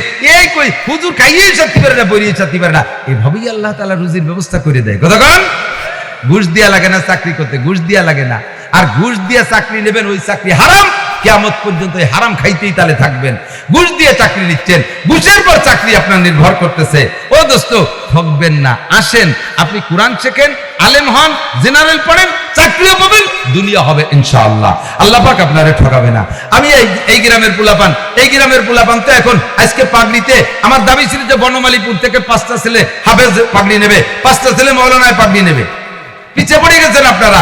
অন্য গ্রামের মানুষ এসে আপনাকে টাকা দিয়ে পড়া মাদ্রাসাতে পড়িয়ে আলেম হয়ে চলে যাচ্ছে। আপনারা কত বড় দুর্ভাগ্য যে আপনাদের ছেলেরা আলেম হয় না।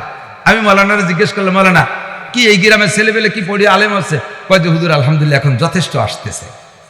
এলাকার মানুষও মাদ্রাসামুখী হয়েছে অনেকটা, মাদ্রাসায় ছেলে দিচ্ছে। সকলের ভিতরে অনুপ্রেরণা জাগছে যে হ্যাঁ আমার জানাজার ইমামতি আমার ছেলে করুক, আমার জানাজার ইমাম আমার ছেলে করুক। ওমা বাড়ির মারা আপনারা যারা আছেন, আপনার সন্তানই যদি আপনার জানাজার ইমামতিতে দাঁড়ায়, কাঁদবে আর তকবীর দেবে, কাঁদবে আর তকবীর দেবে।